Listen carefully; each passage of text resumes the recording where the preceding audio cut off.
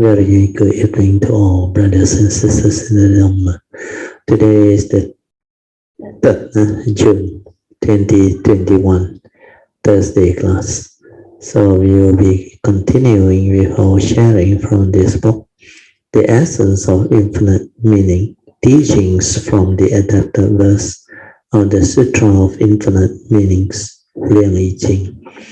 We are at page 258. The last paragraph, which is also a new adapted verse. Just relax body and mind, maintain some form of stable posture. Then we can proceed with our half an hour of awareness-based meditation. We are off the light, then you all can start your meditation. Just relax body and mind, completely relax, be at ease. Then silence your mind, silence everything. Don't try to know, don't try to do anything, just maintain silence. When you are silent without thought, naturally you are aware. Then the awareness, you have to maintain it, maintain the awareness for as long as you can. Then for those who already can develop the stability of mindfulness, the next support is trust. Trust your nature to do. No more interference from the thought process, the thinking. Just that silent nature aware, relax, and that nature will move. It will detect. It will develop its own understanding and movement. So trust is a very difficult step 4 to develop unless you have very stable awareness nature or mindfulness within. This trust can only happen when you are completely silent, quiet, without thought, without chattering, without any mental verbalization or sankara activity. But before you can have that stability, you train your mind to be aware first. Awareness is step 1. So relax body and mind, silence everything, maintain awareness for as long as you can. The awareness nature is the true mind, the meditative mind, the silent mind. So when you can relax, maintain awareness until your mind slow down, the sankara activity, the thinking slow down, and return to its original state before the stirring, before the arising of thought. That is your true mind, your true nature, the awareness within. So the awareness nature is the mind that you use to develop wisdom, understanding, to meditate, to insight into phenomena, to awaken. Only that mind can observe, develop understanding. If you don't have that silent mind, you will be lost in thought. Because man can only do one thing at a time. Either you are completely silent and aware, means you are sensitive, you are aware of whatever that arises or goes on within your own form and mind and nature. If you cannot be in that state, then you are lost in thought. Preoccupied with your thought process, you become heedless. You think a lot. That's why if you don't train your mind to be aware, you will become heedless. You will be lost in thought, preoccupied with all the thinking, the verbalization, the chattering, the self-dialogue. And all this is very typical of a heedless person's activity. So heedlessness is very dangerous. Like the Buddha said, the heedless are as if dead. Heedlessness is the path to the dead. Whereas if you train your mind to be aware, to be mindful, to be heedful, then you will realize the deathless, the heedful never die. Heedfulness is the path to the deathless. Dhammapada verse 21. So to meditate is to develop heedfulness. Otherwise you don't stand a chance. Otherwise you become heedless. And you are as if dead. You cannot meditate. So to meditate, you need to be heedful. And to be heedful, you need to be ever mindful, constantly meditative. So first part is to be ever mindful. To be ever mindful, you have to start with training yourself to be mindful first. Then stabilize that mindfulness to be ever mindful. Then use that to cultivate the meditation as taught by the Buddha, which is basically the Noble Eightfold Path. Use it to observe, to be mindful of whatever that arises. Then anchor it to the four foundation, Kaya Nupassana, mindfulness of Kaya activity, then Vedana Nupassana, mindfulness of Vedana of feeling, sensation, then Chitta Nupassana, mindful of mind state, mental states, mental movement, mental activity, mental intention, mental volition, etc. Then finally is mindfulness of Dhamma, the truth that the Buddha has taught us, or the essential Dhamma that is classified under Dhamma Nupassana. Basically, when you have the ability to anchor your mind to these four foundations, then it prepares you to cultivate the four foundations of mindfulness, which is step 8 of Avijja Sutta. So all these are connected in the teaching. So here we are here to train ourselves to be aware. That is step number 1. That's why before that you must learn how to relax. Then silence everything. Don't try to know to do anything. Silence the mind. Means no verbalization, no chattering, no thinking, no activity of the mundane mind. Just silence. And maintain the awareness. Be at ease. Just let things be. Whatever arises, aware, finish. Aware, finish. Then let that silence stabilize. Initially, if you are not trained, if you have not developed the awareness, you will think a lot. Sankhara activity will arise. Never mind, let it arise. Because during the daytime, you are not heedful. You are hardly mindful. That's why you think a lot. The other reason is your spiritual faculties, the 5 spiritual faculties, they are not stable. When your spiritual faculties are stable, then your mind is always in the meditative state. It will have Saddha, Virya, Sati, and Samadhi.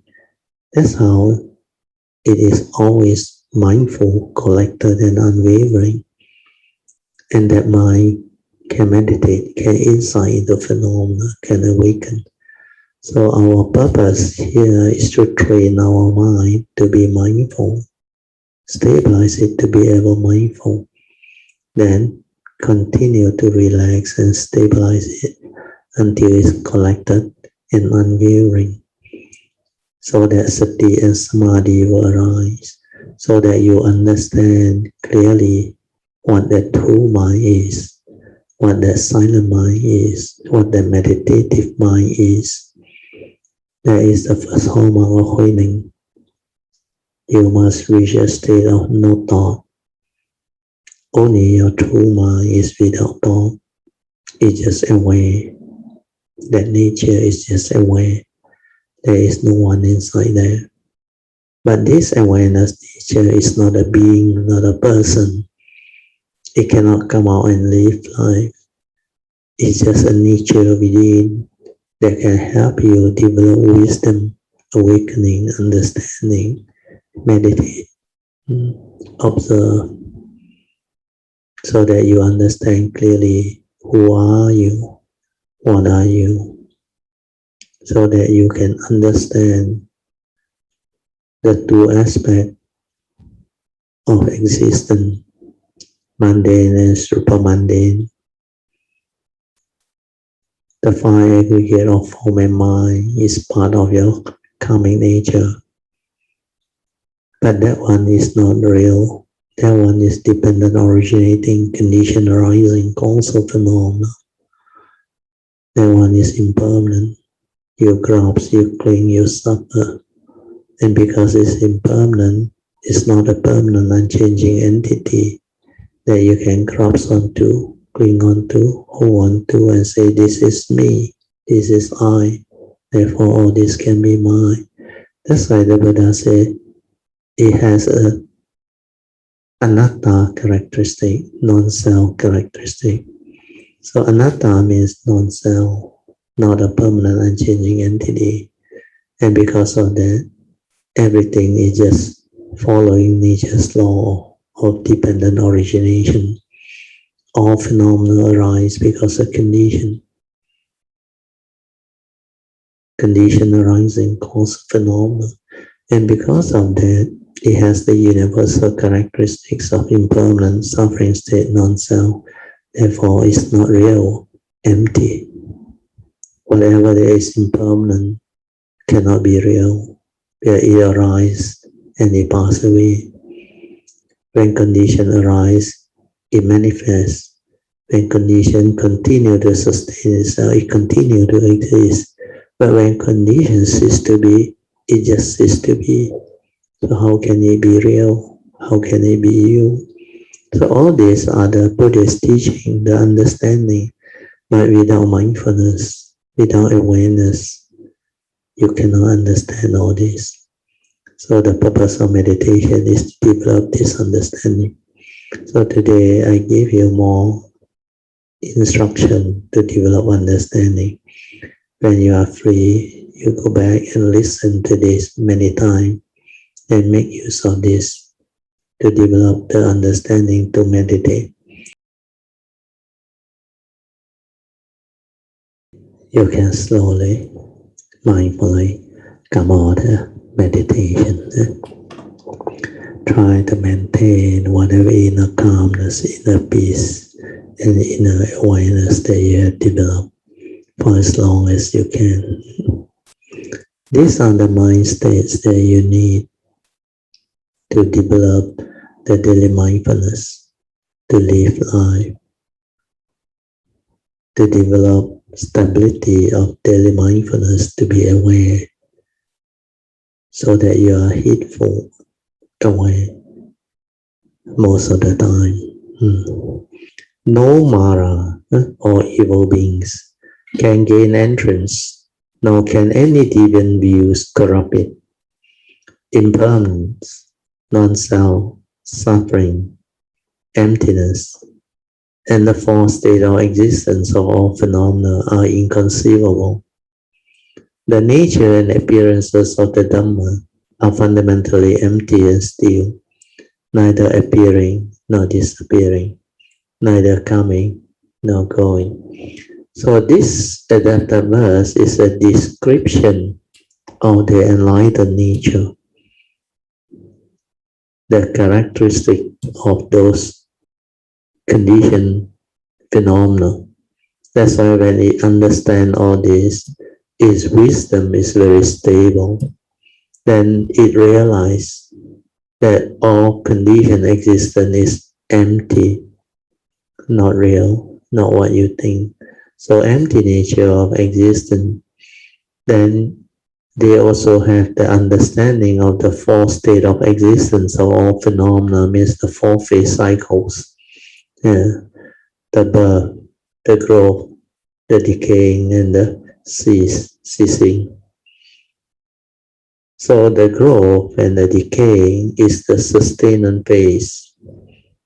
So just like a human being, the moment we are born, there is this birth. Then we grow. When we reach puberty, when our growth hormone slow down and stop, then that growth phase ends. Then we will starts to grow old or decay. We call it the decay, going downhill that phase because the growth hormone is no more. Just like a plant, a tree, initially very young from the seed, the seedling with all the conditions. The growth phase, it will grow. Then when it reaches maturity, it will not grow anymore. It continue to renew itself. Then it grow old.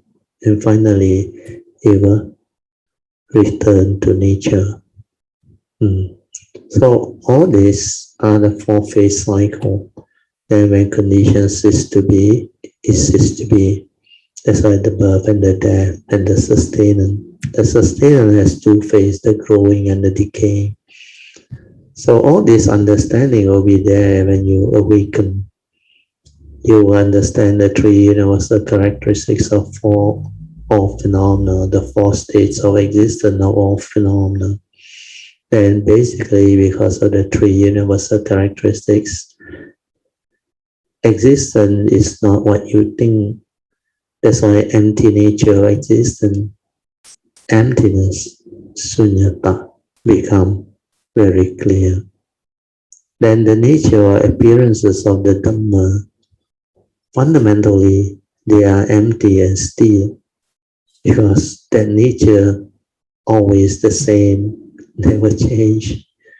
It's only the manifestation, the phenomenal world of consciousness, the arising, evolving, movement, cycles of birth and death, the coming and the going, based on nature's law. That's why we have the conditioned world, condition arising Dhamma, each here you wave for. So basically, they are fundamentally empty and still. That's why within the pneumono, there is the phenomenal. And this phenomenal, they move, transform, arise and pass away within that pneumono nature. The pneumono nature is our oneness nature, our true nature, or we call it the original nature. That one is the unconditioned. So when you understand all those things, then you will come to know that basically they are empty and still. They neither appear or disappear, neither coming nor going. So if you listen to all this and you go and study the Heart Sutra, you realize they match. They are similar. Because it's talking about that nature, the oneness nature, the true nature. So this adapted verse is for enlightened being to understand. That's why I say when you are in this state, the wisdom will protect you. No Mara or evil being can gain entrance to confuse you and delude you, nor can any wrong view, deviant view, corrupt it because of the wisdom. Then the wisdom that has all this understanding is the one that can transform the living being, the form and mind. The form and mind that have realized this will have the wisdom connected to it. Then it can use that understanding and wisdom to live life. So this is what the Dhamma is. This is what the Buddha Dhamma, the teaching is all about. If you understand this, you will understand the Buddha's teaching. Okay, now I will go into the commentaries. As we learn the Buddha's way, if we had not established proper faith, see, faith is very important, then even if true Dhamma is in front of us, we still will not be able to comprehend it. This is very true. Without the spiritual faculty of faith, you cannot comprehend. Very strange. I came to realize this also in the early days of my cultivation. It's only when my faith becomes very strong, then the spiritual teaching becomes clear. Without that faith in the Buddha's teaching and your teacher and those who have taught you and guide you well, you actually cannot penetrate the Dhamma. But because of your faith, you have no doubt. You are not confused. The hindrance is not there, and that faith drives you to diligently arise the virya, to cultivate. Then you will develop stability of mindfulness. So saddha leading to virya, virya leading to sati, sati lead you to samadhi. Then wisdom will arise. The five spiritual faculty will fall into place. Before the five spiritual faculty fall into place, you cannot understand spiritual teaching. You cannot develop the cultivation. Because these five spiritual faculty can help you to root out the five mental hindrances. And without the mental hindrance, your mind is always in the meditative state. That's why you are always with your silent mind, your true mind, your meditative mind. That's the reason why the spiritual faculties are very important. So like what is stated here, as we learn Buddha's way, if we are not firmly established in proper faith, then even if the true teaching, true Dhamma is in front of us, we still will not be able to comprehend it. Now you start to understand why in the early days when you are subject to the Buddhist teaching, when you think you are cultivating or developing the meditation, what you have been exposed to is just Dhamma knowledge, Dhamma concept, thought-based learning. Is not the true Dhamma because the faith is not there. The spiritual faculty are not there. Why are they called spiritual faculties? Saddha, virya, sati, samadhi, and panya. They are called spiritual faculty because these are mental states that can allow you to understand spiritual teachings. That's why without saddha leading to virya, stabilizing the sati, developing samadhi, wisdom cannot arise. Spiritual understanding cannot arise. So all this is very clear. Then I read on, you understand. However, if our mind can always maintain proper, the word is not believer, proper right view, right understanding, they will not deviate and no Mara can come near to us. Means you have already awakened, developed the wisdom. As we interact with others in the course of our spiritual cultivation, we will encounter many different conditions and situations, and often faced with many challenges from Mara. Mara means evil beings or beings that are not easy to deal with. Mara actually refers to, here the author say afflictions. Affliction because these are evil beings that condition the evil roots and make you evil. That's why when you become evil, you will commit evil. Then karmically, when the karmic friction come, it will lead to affliction because the evil roots are root of all evil. It make you evil. Then you will be afflicted. Suffering will be the result. So on top of affliction, we also face many other hardship and difficulties. But when you have wisdom, all this, you can transcend, even not affect you. But before the wisdom is developed, you have to confront all this, go through all this and develop the understanding until finally when you are connected, then you develop the understanding. then you can go beyond all this. So on top of affliction, you also have to face many other hardship and difficulties. When we encounter maras, if we can overcome them with compassion and wisdom, this one is very important. You must overcome them with compassion and wisdom, not with anger and hatred or emotion. So this understanding is very important. So compassion and wisdom, they go hand in hand. Without wisdom, there is no true compassion. Without wisdom, there is no true teachings. Our mind will not be disturbed, and we will be able to adhere to right mindfulness. That's why, again, mindfulness or awareness is very important, as well as proper faith, vows, and practices. So to go the Bodhisattva way, we must develop proper, very stable faith, and our vows must be strong, and our practice must be consistent, based on sincerity, faith, and perseverance.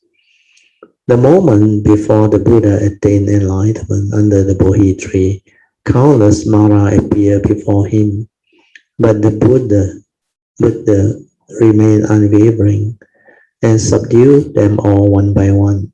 Thus, no Mara can gain entrance, nor can any deviant view corrupt the teachings.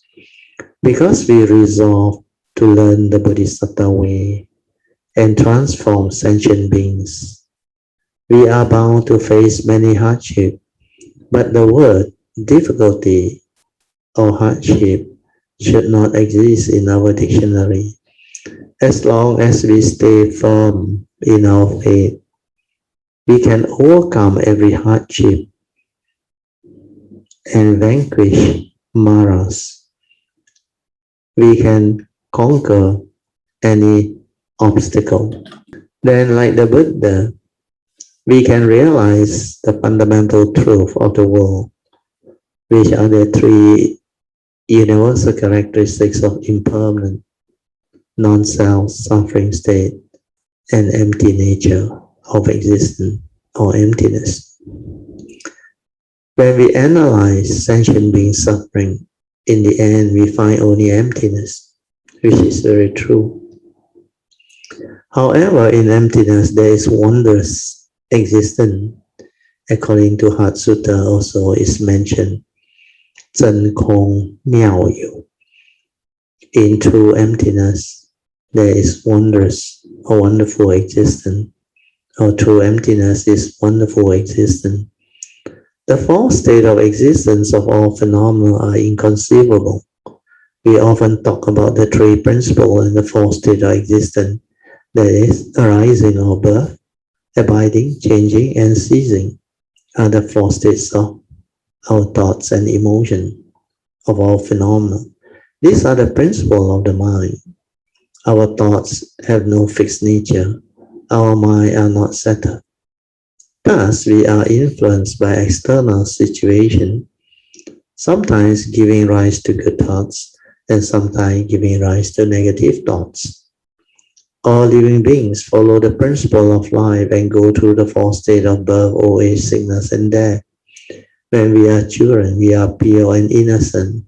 As young adults, we are youthful and appealing. As we get old, we become wrinkled and gray, hunched over and slow. From the moment we are born, our external appearances changes constantly. This is what we call goes the way of nature. That one is only true for our physical body. Formation, existence, decay, and disappearance are the four states of material things. All objects in the world, and even the cycles of stars in the universe, follow the principle of matter. Nothing can exist forever. With advance in modern astronomy and cosmology, We now know that stars eventually explode and perish. Here, explode means the Big Bang, or what we call the supernova. The supernova. It's towards the end of its lifespan. It bursts into very strong. It is like a very, very powerful eruption, supernova.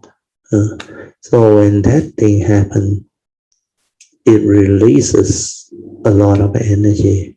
Then it becomes a black hole. It collapses back into a black hole. That's why the supernova is the last surge of energy and light. Very powerful. And after that, it collapses into a very dense black hole. That's how they say the star die. Then the black hole, everything will be drawn in. Even the speed of light cannot escape the black hole because the gravitational pull from the black hole has gone beyond the speed of light.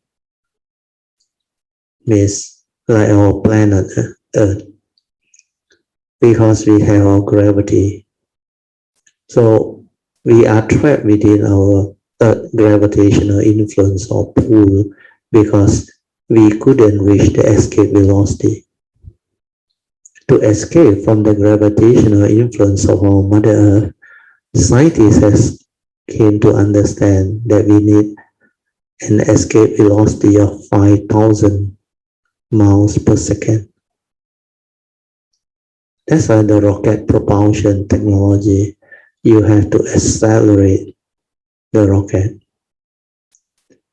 create the propulsion to accelerate that rocket until it reaches the escape velocity and beyond for it to escape from this gravitational pull. So similarly, if the planet is bigger, like the sun or what, the escape velocity is even bigger. But when it becomes so dense and so intense until the escape velocity exceeds the speed of light. You know the speed of light is 186,000 miles per second. If you can reach that speed, you can escape from most planet or star systems influence. But when the black hole collapses and becomes very, very intense, it can reach a state of density that is way beyond the speed of light. So during that time, nothing escapes. Everything will be drawn into. And scientists until today still don't know what will happen. Whatever that went in, they don't know what will happen. Even Stephen Hawking also, he made a joke out of it. He said maybe like spaghetti. You go in, it becomes like spaghetti. Everything is sucked in and drawn in and collapsed inside there. Then after this black hole and now all these things, it seems it will start all over again. Then the new existence will start. Because after a period of black hole means inactivity, nothing can exist. Then it reaches the saturation. Then during that time, it starts all over again. That's why scientists believe there is a beginning of time where all this, they create this theory of the Big Bang. Big Bang is it will start all over again. The burst of energy, the singularity. From there, the expanding universe start again. Then later on, it collapses back. That's why birth, growth, decay, or sustainment, then cessation. So all this, the scientists have developed quite good understanding. So when we understand all this, we can understand how immense our universe is. I will read on, then maybe you understand. All objects in the world and even the cycles of stars in the universe follow the principle of matter. Nothing can exist forever, which is true.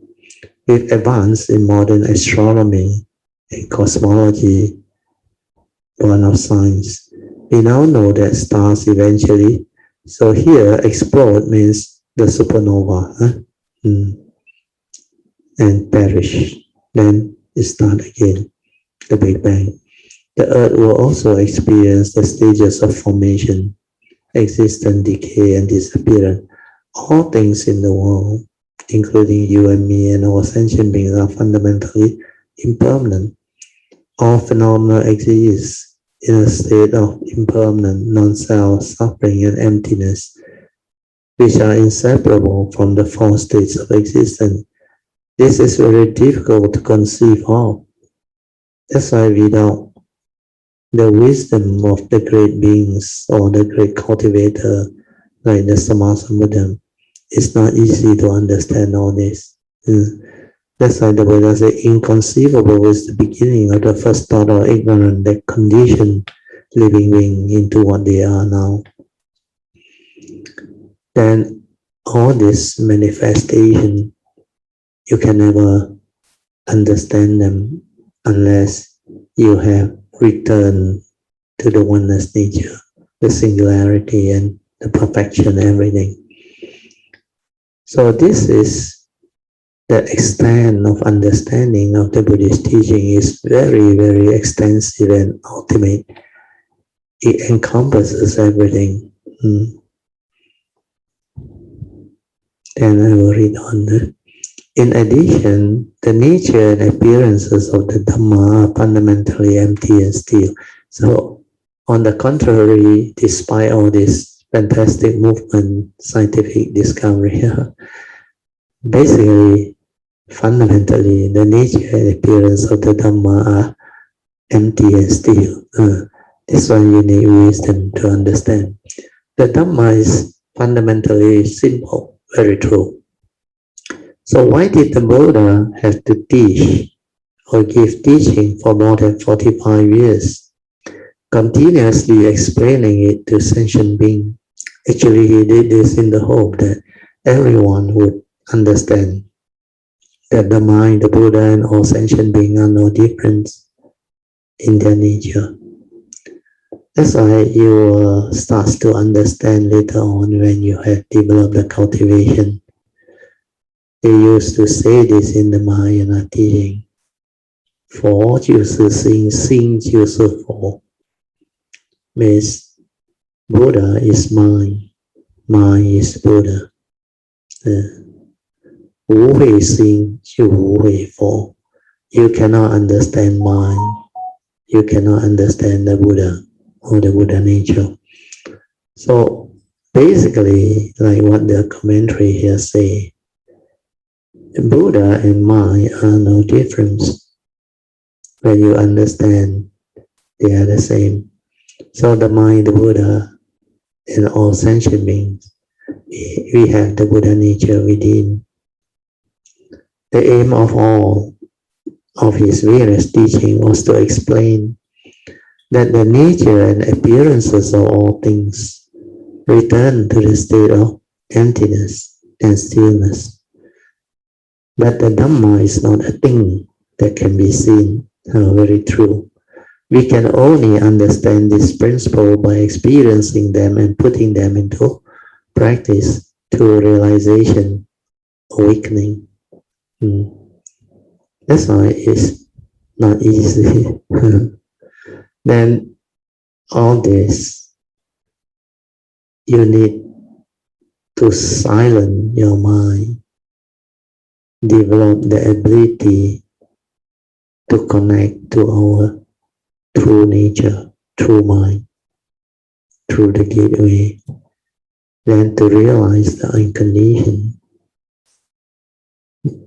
the oneness nature within. Then when we can be one with everything, then there is the beginning of possibility of understanding the oneness nature. And that one, you need the form and mind to come. Without the form and mind, you cannot connect. And when you cannot connect, you cannot understand the spiritual nature. Because whatever you inherit from the spiritual nature can only arise when you develop the meditation and start to connect to that true nature. And to connect to the true nature, you need the vehicle and tool, the form and mind. That's why it's not so clear-cut, so easy. Without that karmically conditioned form and mind, you cannot arise in the existential world. That vehicle and tool is what you need to arise, to manifest, to come. So this is the vehicle and the tool for you to come. Then when you come, you must know how to develop the meditative understanding and the training to connect. And from there, you can go in. But after that, when you realize and understand all this, that for my mind has to go. That's why not much time left. Just like this nature, it take birth in the year 1954, conditioned for my mind through my vows, my aspiration, my understanding, and my cultivation. Then it arises with all the understanding and the karmic conditioning. Then after that, it starts to evolve and become what it is. It gone through all those years of cultivation, practice, perfection. Then when in the year 1989, at the age of 35, it connects. Then only my nature starts to develop the full understanding of this whole process. Then let's say this form and mind can continue to live until maybe 80 years old, whatever beyond is bonus. 80 years old is 45 years of good life, good understanding, just like what the Buddha. He also became enlightened under the Bodhi tree at the age of 35. Then age 80, he parinibbana. Then after that, the whole thing gone, cease. But Sakyamuni Buddha's nature is always there. Sakyamuni Buddha's karmic nature is always there. So this one never changed. That's why the whole of cultivation is not easy to comprehend and conceive. It's because of this. It involves the conditioned and the unconditioned. Then it involves the karmic vehicle and tool. Then it's not something that you can be with. You cannot be with that true nature all the time and manifest like a living being or human being. Cannot. That one is not a being. That one cannot come out and live like. That one can be realized through that form and mind.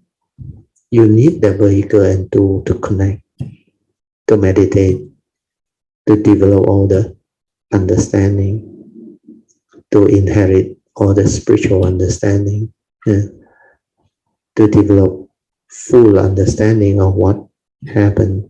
But then how long can this form and mind last? That's why for cultivators of the way who have the understanding, like my nature and all those great beings, they come with understanding and they can evolve all this very fast so that they can actually have enough time to understand all this and share all this, so that in future other beings can also benefit from it, other cultivators can also benefit from it. So without all these teachings and understanding being passed down, it's not easy. That's why my nature also learned from all those great beings of the past that my nature have affinity with, and all the teachers and guide. Then later on, my nature play its role, share, and manifest. So in the same way, same cycle, everything is being shared, evolved, That's how it can grow. But the whole process is inconceivable in the sense that it's not straightforward, it's not direct. That it involves the condition and the unconditioned, it involves understanding of all this. So it's not easy.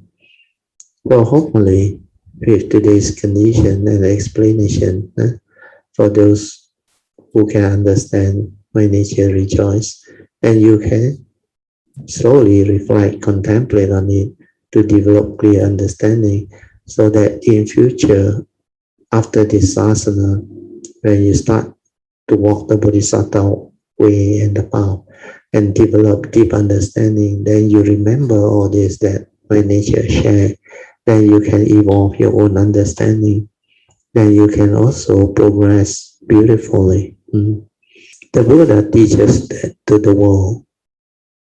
The Buddha teaches that the world is filled with suffering. Actually, he teaches prevalence of suffering. He never say the world or life is suffering. The world is filled with suffering. It's true, prevalence of suffering. But what is suffering? Some people live smooth and easy life, complete with wealth, children, and good health. They do not feel that there is any suffering in the world. It is only when that person they love the most suddenly become ill or get injured or die that they experience suffering in life. Therefore, when we see the poor and the suffering, even as we empathize with them, we must witness suffering and recognize our blessing. So this is very true. Able to comprehend life is very important. When we go through life, we will be able to witness a lot of situation in life.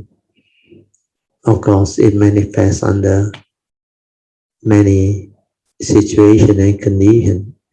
Living beings are very, very varied and different. So each and everyone is so different. Each and everyone has their own karma, and it leads to their own manifestation. So you will be witnessing different beings having different karma. And most of them, if they don't cultivate with delusion and heedlessness, they will suffer. They will become afflicted, miserable.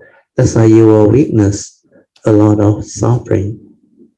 But more important is the reality of life and existence, the First Noble Truth reality, which the Buddha expounded, the eight conditions: birth, old age, sickness, and death, separation from loved one and prized possession, when you are with people whom you don't like, when things don't go your way, when you cannot get what you want, then when you are with people whom you don't like.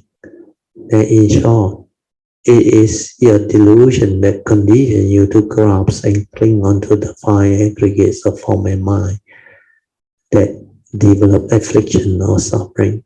So all these are the reality of life and existence. You live long enough, you will witness them, you will confront them. And without the Dhamma, without wisdom, you cannot go. You will be afflicted. That's why suffering is the end result.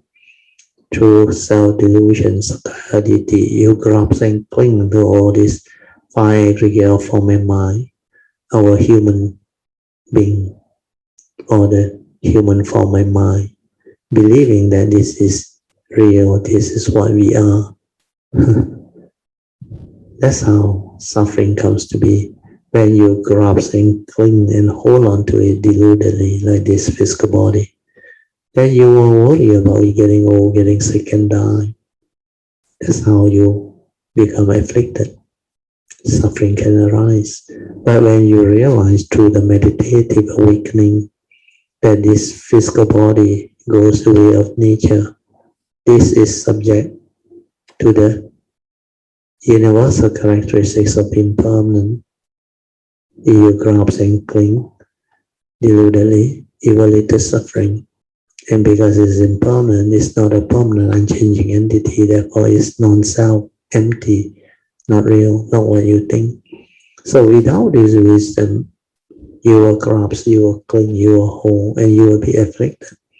So the Dhamma is a beautiful teaching that can allow you to understand all this. And the reason why the Buddha actually free is because when he saw the four signs that conditioned him to leave the palace in search for this teaching and truth, to overcome the three signs that he saw. He saw first an old man growing old. Then he saw a sick man. Then finally he saw a dead person. Then he realized old age, sickness, and death is so real. This is his problem. Despite what his father has given him, all the palace, all the four seasons, all the materialistic benefits and all those things. Yeah, he got good life, he has happy life. Then he reflected, he contemplated. Then he asked the attendant, what is this person? How come he's like that? He said, it's an old man. Then he said, what you mean? He said, each and every one of us, finally, we will deteriorate, decay, and grow old. Then get very sick. Then finally die. Then he realized all this transient happiness and joy or good life is of no meaning, where ultimately he has a problem. He cannot overcome old age, sickness, and death. That's why he decided to renounce the world, to seek an answer to all this. Then he take on the samana, the robe, where he saw a spiritual person who actually renounced himself and developed the meditation. So what happened is, after he developed the meditation, 6 years later, underneath the Bodhi tree, when he connected to, he developed the realization. Then he awakened because he realized this form and mind was never him. That's how he liberated and free. That's how his teaching come about. Anatta, non-self, empty nature of existence. Anatta doesn't mean totally nothingness. It's just not real, not a permanent unchanging entity, not what you think. So that liberates him. That is what the teaching is all about. That's what our Buddhist wisdom is all about. So when you meditate and awaken, you can also have the understanding and not to be deluded. So this part is very important. Okay, we go back to the sharing. Yes, I will finish out this paragraph, then we can have a toilet break. Some people live smooth and easy life, complete with wealth, children, and good health, all the things we have gone through. But when somebody close to them, their loved ones, suddenly become ill or get injured or sick and die, then they experience suffering. Therefore, when we see the poor and the suffering, even as we empathize with them, we must witness suffering and recognize our blessing. That's why when you go the Bodhisattva way, when you witness all this, then you recognize your blessing because you came to this clear understanding. You take care of karma, karma take care of your life. You don't take care of karma, that is the end result. Suffering, affliction, misery. So that is life. So is the Dhamma inside our mind, or is it external to us? Actually, the Dhamma is neither appearing nor disappearing, neither coming nor going. It is found in the midst of our daily life because it is so wondrously profound. Only by keeping the Buddha in our heart and in manifesting the Dhamma in our action can we experience the truth that the Dhamma is everywhere. So this is very true. So our true nature, our heart is different. That one is the meditative nature that can understand the Buddha Dhamma, that can awaken, that can develop the wisdom. So when you have that wisdom developed, then you will be able to apply that understanding into real life. Then you can experience and witness all this truth that the Dhamma is in every aspect of our life. That's the reason why I always share with you all. Life itself is our greatest teacher. Dhamma is everywhere in the midst of life and nature. Truth is everywhere in the midst of life and nature. Why can't you see? For those who see, they always see. So this is the beauty. Why is it such? What is Dhamma? Dhamma is truth, universal truth. The universal characteristics of impermanent, suffering state and non-self. These are the universal characteristics of all phenomena, and these are very, very powerful truth. When you awaken to it, you become enlightened. You root out your delusion, your ignorance. That's why when you are enlightened, mindful, heedful, throughout the day, every moment, every instant, you can witness them. It's like I always share with you, all truth is everywhere in the midst of life and nature. Why can't you see? There's these universal characteristics of impermanent, anicca, dukkha, and anatta. They are everywhere in the midst of life and nature. Every moment, every instant they manifest.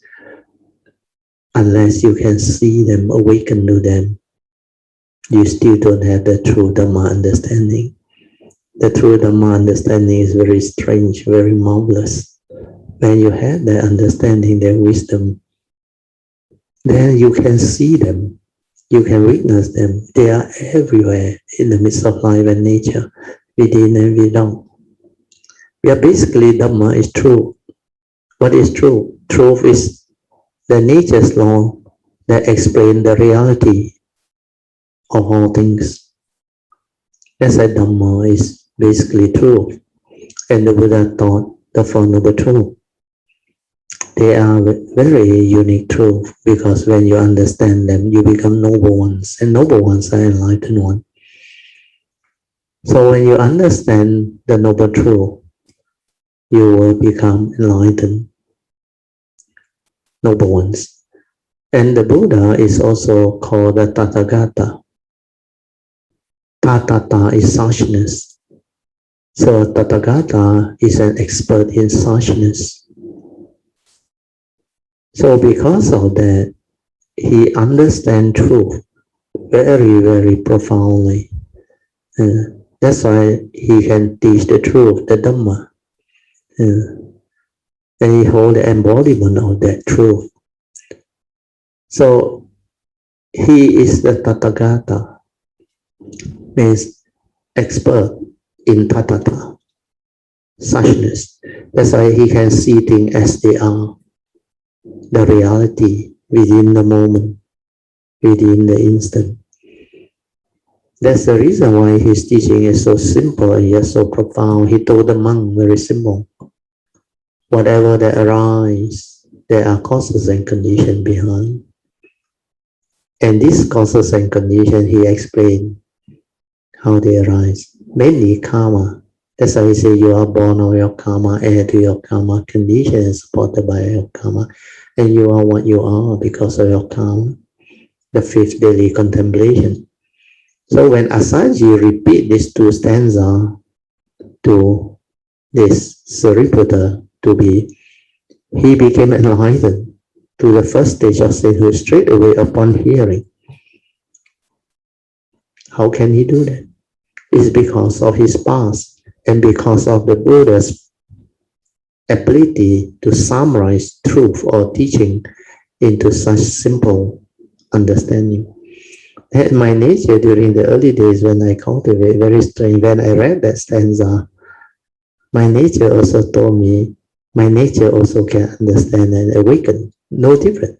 But I straight away understand. The Buddha said, whatever that arises, means all things, all phenomena, there are causes and conditions behind. Means what? We are in the existential world,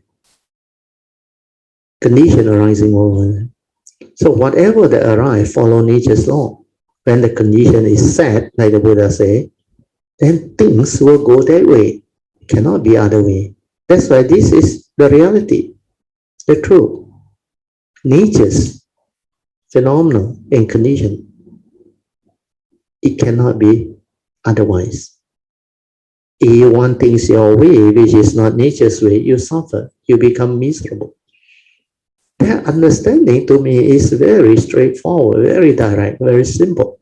But hardly anybody have that understanding. They can repeat and maybe proclaim that stanza. But how many people really have the understanding? If you can understand, you awaken. You will break free from the self-delusion, sakkayaditthi. Means you will come to understand this form of mind is dependent originating, impermanent. That's why it's not a permanent unchanging entity. Therefore, it is non-self, anatta. And because it's empty, non-self, and impermanent, there is no reality, empty nature of existence. This is how you can develop the wisdom to awaken. And this is profound Dhamma. Okay, so with this, we will end. Yeah. So now we will open up for meditation reporting, followed by whatever question. I have a question right here. Good. We can start off. Yes. Awareness and composing the mind relative, because I spoke with another Usually, the normal term people use is for meditation, they compose your mind. So it came back to me, and when you said, when I told them that be aware, is it the same as compose your mind? Okay. What's Okay. So you want to develop the understanding? That's your question. Okay, thank you, Sadhu, for the good question. You see, the problem with a lot of Buddhist practitioner or so-called Buddhist cultivator is they don't really understand what sati is. And when we use words like mindful, aware, it becomes like very difficult to comprehend. That's why they come out with another term which maybe they heard from somebody. Is mindfulness the same as composed mind? Or is awareness and the composed mind same? So what is your understanding? Based on your true understanding. So I will not waste time by going directly into it to explain to you. We can simply develop the understanding through inquiry. What is a composed mind? Like last time they used the word mindfulness. It has two parts, mind in fullness. But they never inquire full of what? If it's full of thought, then there is not sati. There is heedless thinking. That's why that word is very important. If you choose the wrong word, you cannot understand.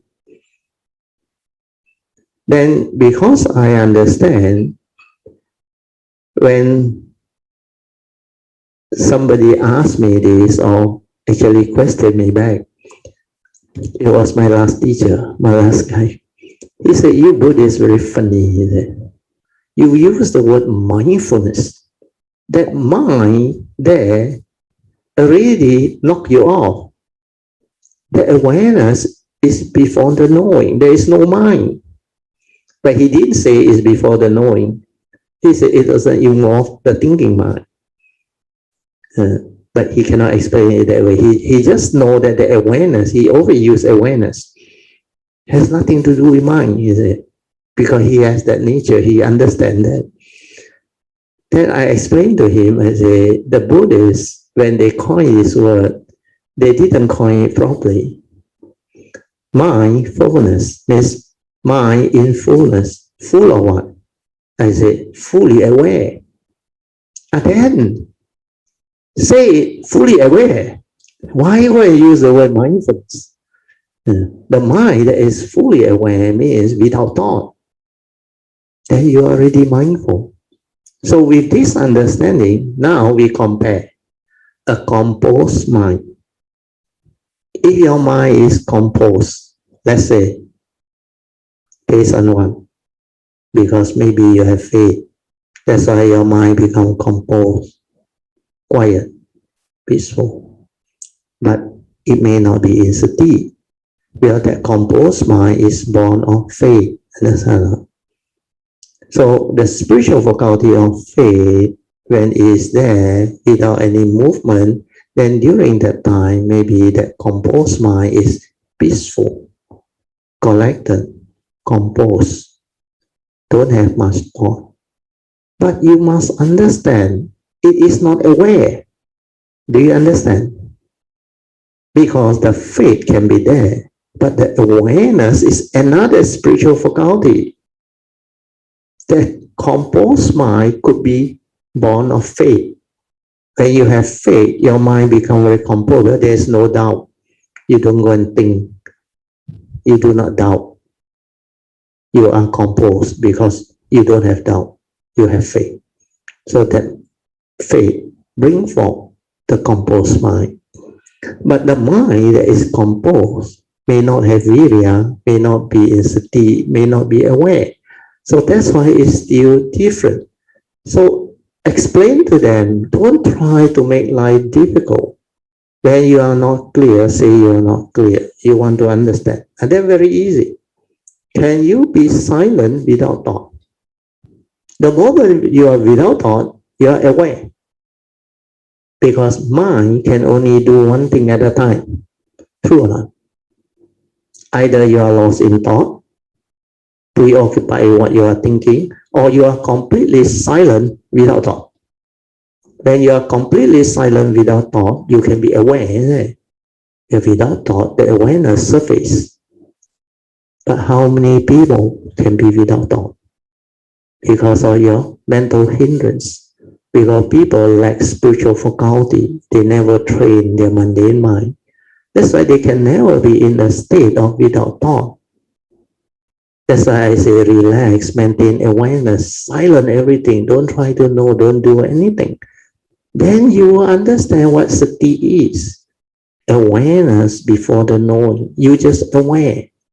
Before the perception, before the concept, the idea. Like when you look at something, it could be a poster, it could be a Buddha Rupang, or whatever.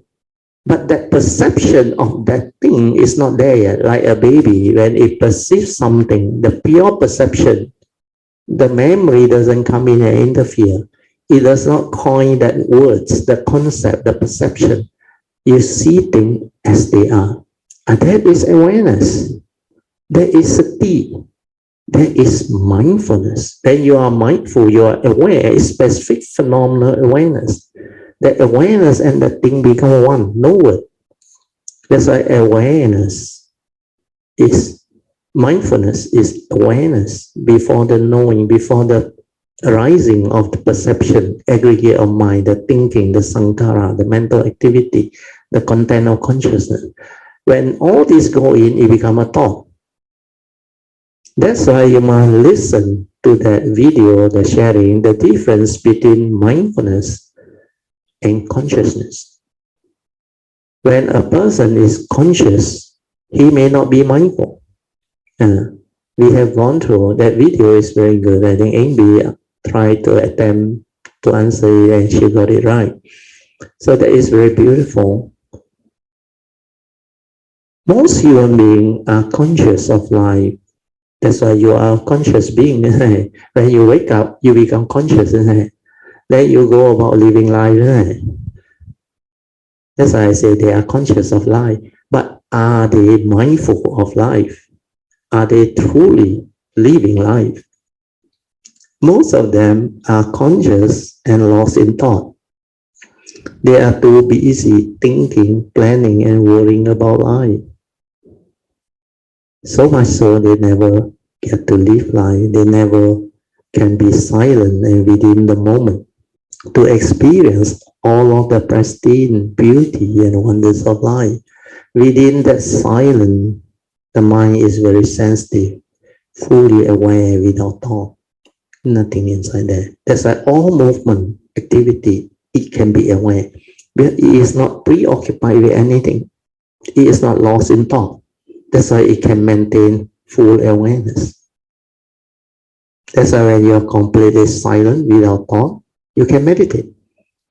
All the arising of the form and mind, the sankhara, the perception, the emotion, the whatever feeling, you can become aware. Then you can know clearly how it arises, how the mind stir, react, and create all this wrong view through self-delusion, through Sakaya Ditti, and how wrong view condition wrong thought, and how wrong thought condition suffering and misery. That's why I prefer to teach the opposite. They always want to teach people what is right thought, and they always say the four Brahma Vihara state because they thought that is the only right thought. But no, right thought has very deep meaning, very wide scope. But I prefer to teach the opposite where nobody teach. What is wrong thought? That is more important. If you know what is wrong thought, then it's very easy to cultivate, to meditate, to abandon it. If you don't know what is wrong thought, then you can't. So the nearest that they have come to is, they always say, wrong thought are thought that has the evil roots of greed, hatred, and delusion. So to me, if you really don't have the understanding, you are not explaining anything. Because you just quote the three evil roots, roots of all evil. But when you have the understanding, you will define wrong thought differently. Whatever thought that has the evil roots of greed, hatred, and delusion, when they arise, they condition certain things. That's why what is wrong thought is very important. Wrong thought are thoughts that will condition your suffering, your misery, your fear, your envy, your jealousy, your emotion, your self-delusion, your selfishness, your emotional negativity. These are wrong thoughts. Thought that condition your fear, worry, anxiety, sorrow, and lamentation. These are all wrong thoughts. That's why I say, whenever you are not happy and not peaceful, the wrong thoughts are there. The evil roots are there. And this way of definition is very useful. You can use it to meditate, to cultivate. Because whenever you are not peaceful, the wrong thoughts are there. The moment you are unhappy, the evil roots are there. And what are wrong thoughts? Thought that condition your fear, worry, anxiety, sorrow.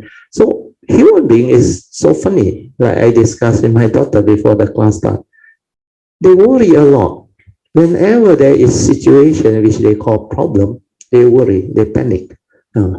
Especially now with the COVID-19 pandemic. They will ask Dr. Janta, so Janta, how doctor, how can I die? Is this dangerous? Why are you going to worry about all this? That's why Janta also start to know. He said, brother, they teach very good. Relax, aware, silent, do not panic. Don't fear. But no amount of fear, worry, anxiety, sorrow, and lamentation can help you. understanding can help you free your mind. These are negative mind states that make you deluded, heedless, and condition your suffering and misery and lower your immune system. That's why fear is a very negative energy field. Worry is a restlessness mind of state. And all these are mental hindrance. How do they arise? Because you lack spiritual faculty. You are not mindful. You let your thought project. If you have spiritual faculty, the mental hindrance cease, the restlessness cease, the worry, the fear, the anxiety all cease. You can just be relaxed, silent, and aware. Aware means no thought. No thought means no word, no concept. Then where can there be any emotion? Like and dislike, pleasant and unpleasant, fear, worry, all this cannot exist unless you go and think and project your thought. Fear, worry, anxiety is the mundane mind's creation. So when you understand all this, you will understand what sati is, what mindfulness is, then you can explain to people and you can develop the cultivation yourself.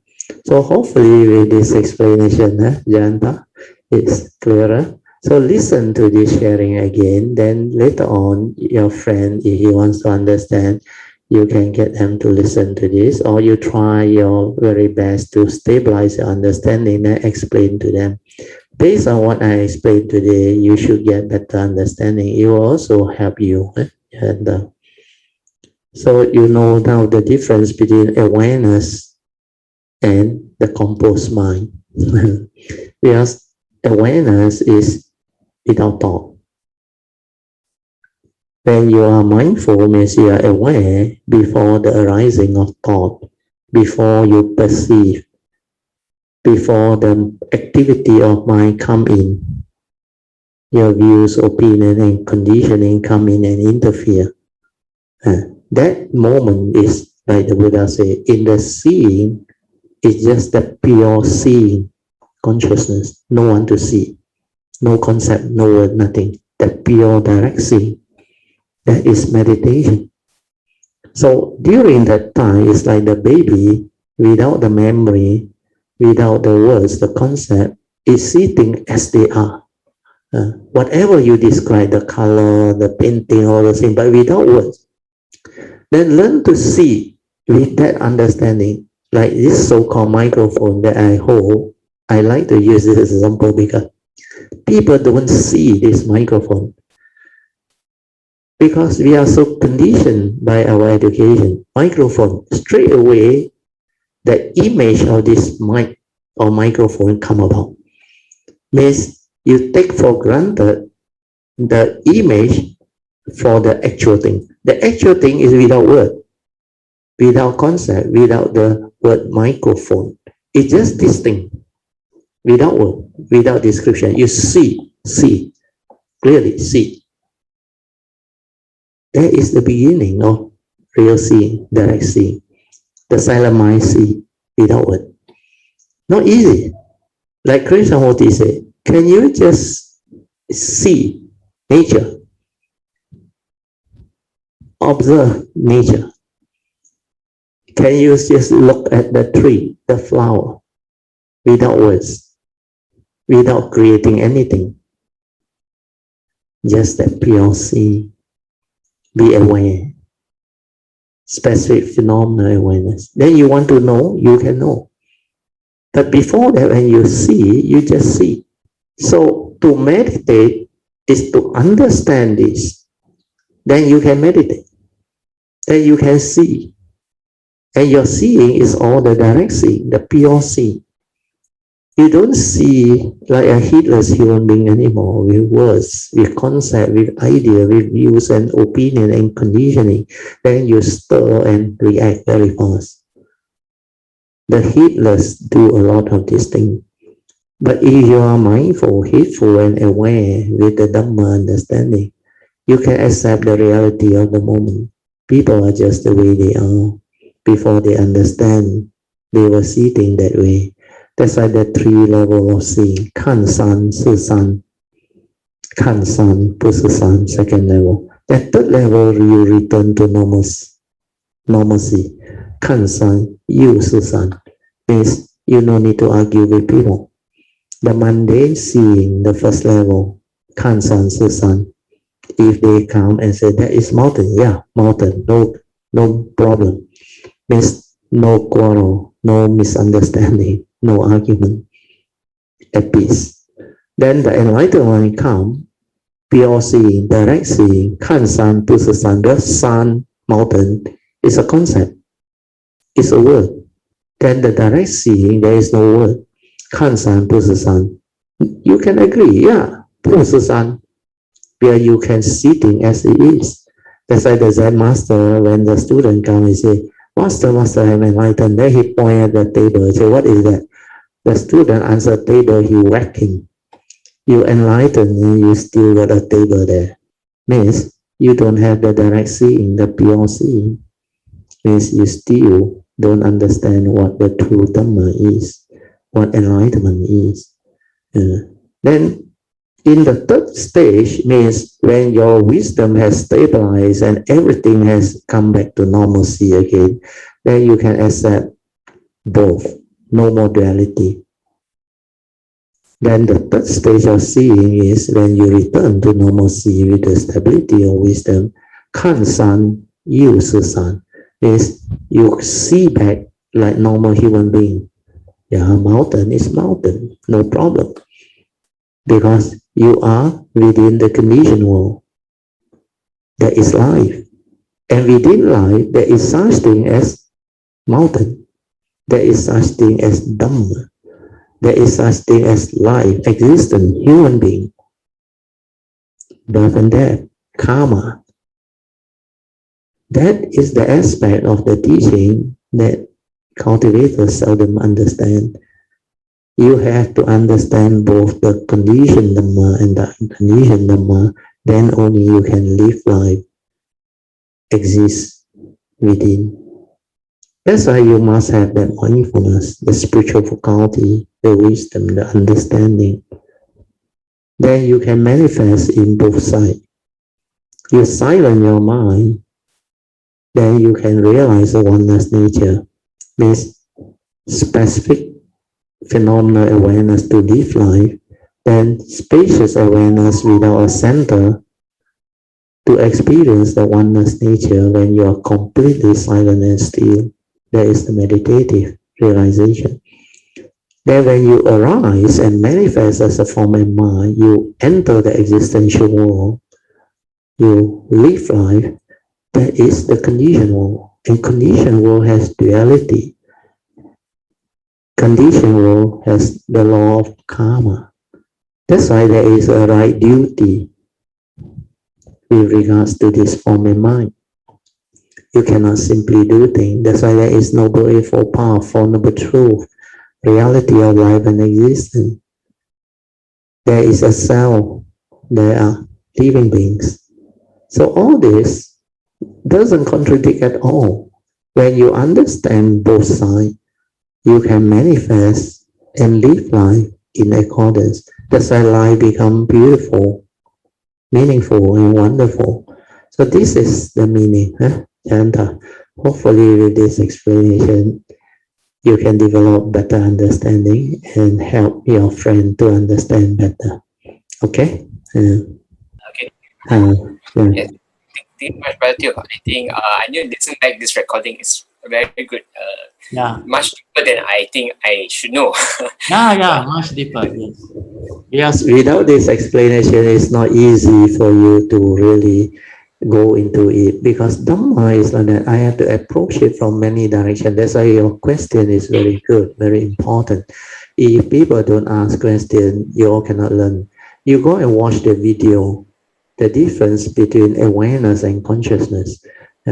I just sent out recently again. I think this is the third time I sent out. Yeah, it's very useful, and that one was a very good question by one of the Kayamita. Then when I explain that, you understand clearly what awareness is and what consciousness is. You may be conscious of life, but you are not aware. Their awareness is a that thing, that nature, the true mind that is aware from inside. It doesn't involve the thought process, nothing to do with thinking. Whereas the conscious mind, the person that is conscious, has a lot of thought process, thinking. Okay? Because from last Tuesday, about the discussion between Brother Teo and Sir Poching, we also hit a lot, and it's a awareness, relax and aware. So work hand in hand, Brother Teo. So I was really contemplating, and that's where question comes in again, Brother Teo. Thank you so much. Sadhu, so you bring out a very good point. When you are relaxed, you will be aware. But when you are relaxed, you don't think. You only think when you are not relaxed. When you are relaxed means you are at ease. Nothing bother you. Nothing disturb you. That's why you are in a state of relax. Very peaceful, very quiet, very still. That's why when you are tired, you naturally relax. But a person who can relax before they are tired is a cultivator. Of course, some yoga practitioners also, they train themselves to do this relaxation. They also can relax. Then some people need to do qigong to relax. For us, cultivator, because we are throughout the day mindful, aware, we are naturally relaxed. Then we are very sensitive. The moment the slightest stress or slightest, I don't call it stress, the slightest, the slightest, very subtle type of dislike, or very subtle type of,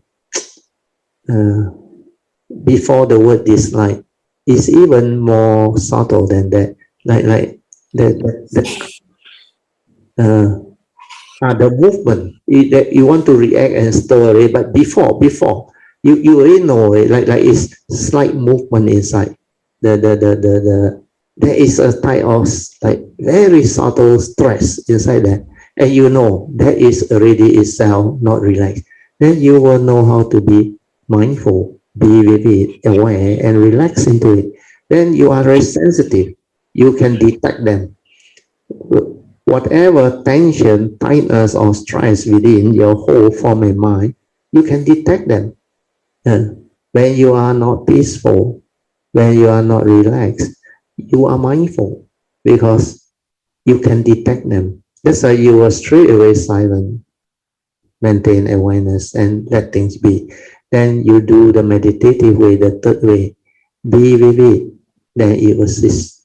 You have to do that many times. Like when emotion arise, fear arise, anxiety arise, stay with it.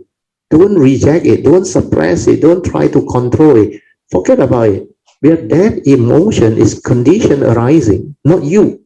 Doesn't belong to you. It's not intrinsic in you, like fear, worry, anxiety, anger, hatred. They are dependent originating, condition arising because of wrong view. Because you stir your mind, you react to wrong view. So stay with it, like the Buddha said, maintain awareness. Then see how. If you don't give it any more negative thought, negative energy, then it ceases to be like the flower. The very flowering of that flower is the very ending of that flowering of that thought. The thought is like a flower. You let it flower, the emotion, the anger, until no more energy, like the flower, cannot flower anymore, it will decay. Then it will cease. So witness that. Meditation is to be aware, to witness that, observe. Then you realize, if I don't do anything, anger ceases to be, fear ceases to be. Then the original mind is peaceful, tranquil, still. This is what meditation is on. Then you realize, defilement, I don't have to do anything. I just have to be with my awareness. Then that defilement ceases to be. Well, that defilement is dependent originating, condition arising, not intrinsic within my nature. Then you start to realize whatever that is not intrinsic is condition arising phenomenon. As I sankhara anicca, sankhara dukkham. then the Buddha's teaching become very clear. Sankhara anatta. That's why Rupang Vedana Sanya Sankhara Vijnana Anicca Dukkha Anatta. Very clear. Because that meditative third way and the fourth way give rise to the wisdom. But you have to try it, the third way, be with it.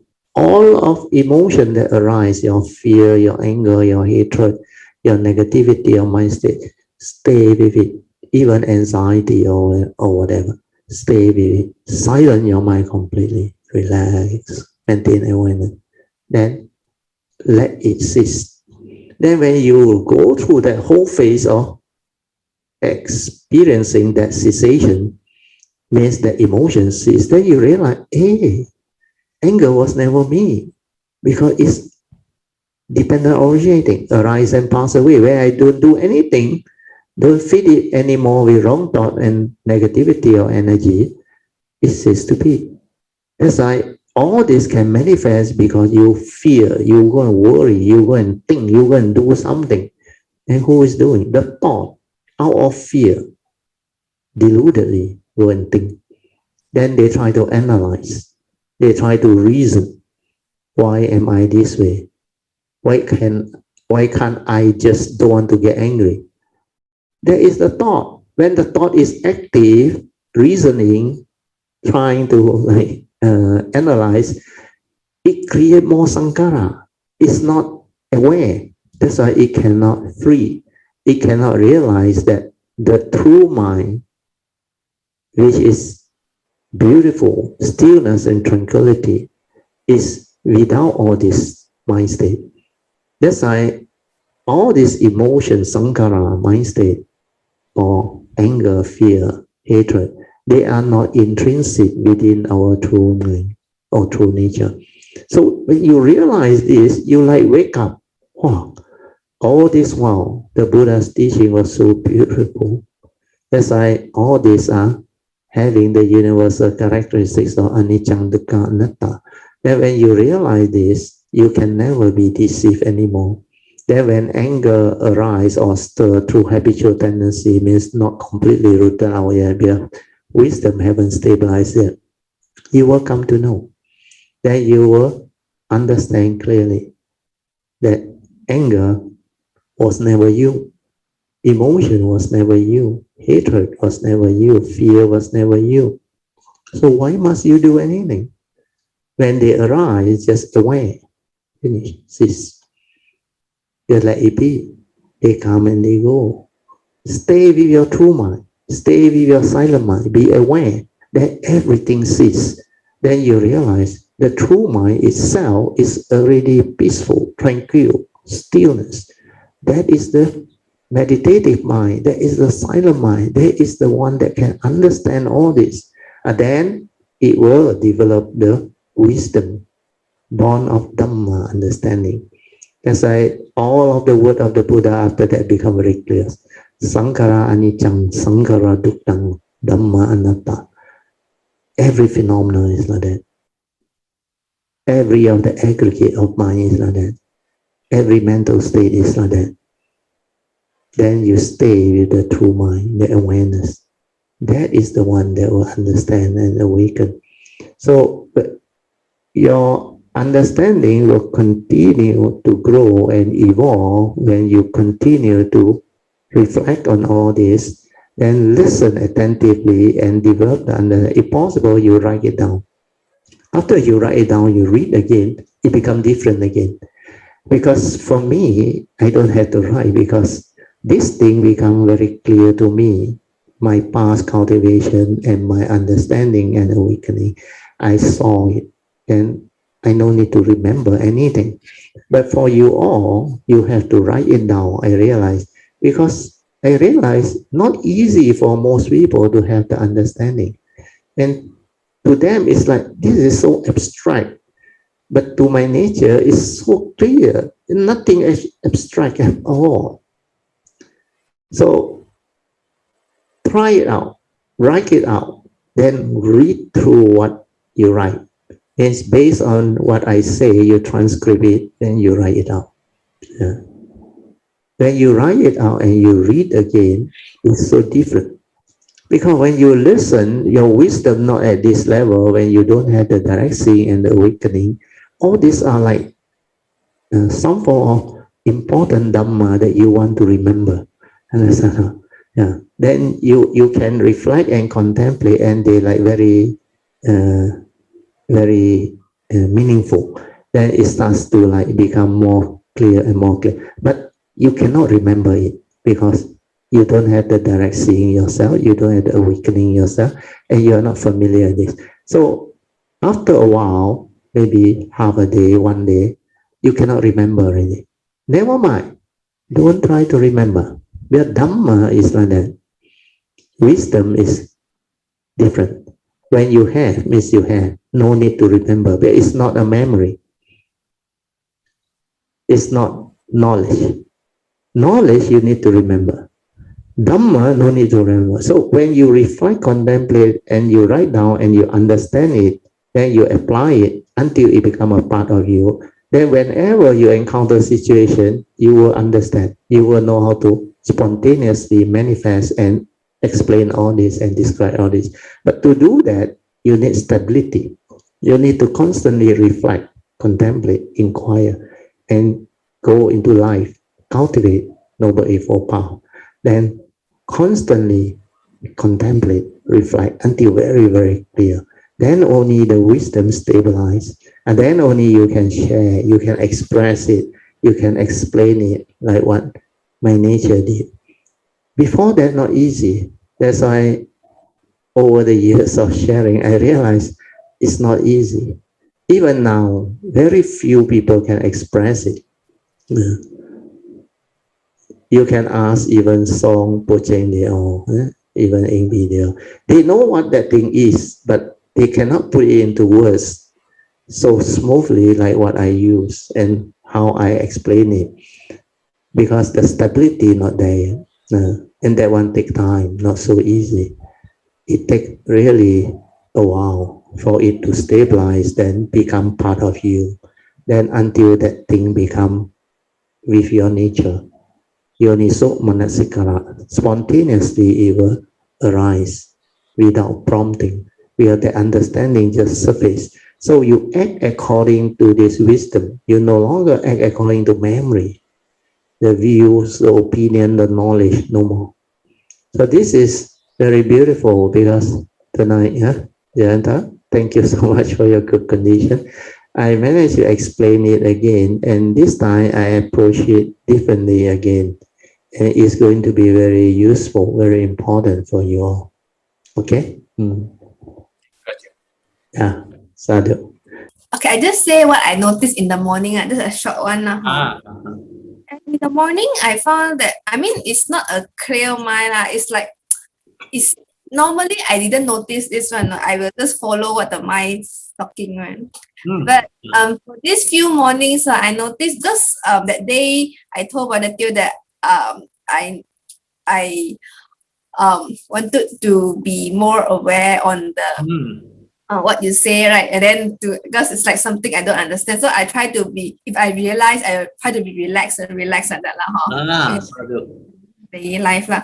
So in the morning when I woke up, I found that my ear is like continuously having like conversation now, or maybe some flashback or something is happening. But actually the external in the morning is very quiet and everything. It's like I noticed, okay, this one is keep on talking non-stop right now. But actually in reality it's very still, and actually no sound at all in the morning. I mean birds chirping and everything lah, but it's that the mind is continuously talking. Yeah. So I explain this part first. You will have you listen. When you are not silent inside, like you say, your ear there continuously chattering and developing that type of maybe dialogue or whatever the thought process that has been ongoing. It could be habitual, it could be whatever conditioning, then it will be there. Sometimes it's coming. So when it's there, you cannot actually listen because you are not silent inside. But because you have heard what I said, you need to be aware. then you try to be aware. You didn't silence inside completely. You try to be aware of the birds chirping. You try to be aware of external, the vibration or whatever. Then if it's a morning where you just arise, then you start to become conscious. Your senses operate. If you are silent within, then your senses operate. It becomes very sensitive. The chirping of the bird, everything come into your awareness. You don't have to go and look for it outside. Then the rain or whatever, this one NB they all did a lot. Even I think Alicia they all putting there, they know. So the awareness is so different. When it's just aware, it's without word. That whole thing, especially the sudden rain, no sound, no word, nothing. It's just the awareness of that vibration or that thing without words. This is what you must stabilize. So don't try to rationalize with your thought, your thinking. Otherwise, you can still get trapped and you cannot go in. Because the main key to developing this awareness is silent within, completely silent. The ear, whatever sound or what, let it arise. Because this could be your conditioning, your habitual tendency, and your karmic thing. Just let it be. What is more important, the moment you become conscious, you wake up, you silence everything, relax and maintain awareness. Don't try to know. Whatever arises, let it arise. Until your awareness, the silent mind, become very stable. Until you're really able to be silent inside. That is the beginning of meditation, awareness base. So try it. Tell me. Otherwise, you are too active using your thought. You have improved. At least you recall, you need to be aware. But then you try to use the thinking mind to be aware of the chirping of the bird and all those things. That's why you try to describe to your knowledge that in actual fact, you say it's inside still, tranquil. Because you heard about this, but you never experienced this. That's why you will describe all this, thinking that you know, but you cannot do it because you are not silent within. So the key is, are you silent inside? Completely silent means not only no speech or don't talk, no chattering, no dialogue, no verbalization, nothing. Completely still. Means whatever that arise, the sankhara, unfinished activity, let it arise and let it cease. It will slow down and cease. When you don't give it any more meaning, it's just like anger, hatred. When you just aware, silent, be with it, like Gordon did very well. Be with it, with that nature, silent, aware. Then everything will fall into place. You will realize your true mind, which is silent awareness, that nature within. Realize that. That is meditation. Okay? Let me can follow. Can. That one very important. Listen again and write it down. Then do it with understanding. You will progress. So you should thank Jayanta for nominating you. And Yes. actually, what I want to say is that if I mean, like, if at least I like notice, otherwise, I will continue go into the You like my wife say, the cow, the nose, pull you along. That thought proliferation pull you along. You were lost in thought, preoccupied with that thinking, which is heedless thinking. That one like draw you all over because you are not aware at all. That thought keep on arising. That is heedless living. When the spiritual faculty are not there, you don't even have any stability of mindfulness. That's why you cannot stop anything. When you have the stability of mindfulness, the moment you're aware, it ceases. Then the awareness take over. Then the thought cannot move, cannot come again.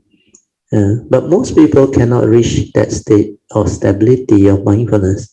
They can't do anything with the thought. They want to stop thinking, think more. You cannot suppress thought. You cannot don't want thought.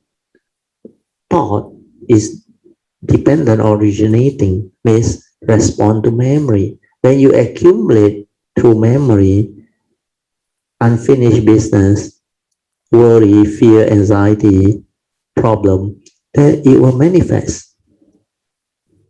It will arise, respond to that worry, that fear, the anxiety, the unfinished situation of life or problem, and it will arise. That's why sankhara arise because of avijja, avijja pacha sankhara. So when it keep on arising, what must you do? Relax into it, silent, don't do anything. And when you don't feed it anymore with anxiety, worry, unhappiness, or try to solve it, that's why don't do anything. Don't try to know, or don't try to do anything. Just let it be. It doesn't mean that you are not meditating. When you are not doing anything, you are meditating. Because when you are not doing anything means you are not allowing the mundane mind to arise. You are going back to your true mind. You are letting the sankhara activity slow down on its own. Like the third way, aware and let it cease. Let whatever emotion that arises, as I relax into whatever mind state that arises, let it cease. Relax, maintain awareness, and stabilize it. Then your meditation will take off. So this part, the words are very simple, but the doing is something you all have to go in and try. Coaching last time also need half an hour plus to let that thing happen. Then the shift of consciousness happen. Then she know, oh, that is what Brother Theo meant. So sometimes it may take up to 1 hour, depending on what your karmic thing is and your understanding is. But most people, after a while, determination, the faith, the training, it will come. Even Chin Hao did it. Finally, he understands what this thing is. So many Kayamitas actually who strive on with heedfulness and develop all this, they are able to understand all this. So for you, I believe you can, but Jayanta will be faster. Jayanta will be faster. Yeah, he really now more full of faith and more serious, and he wants to know, and he has the intelligence. When he understands, he moves very fast because he no longer like last time. Last time so conditioned.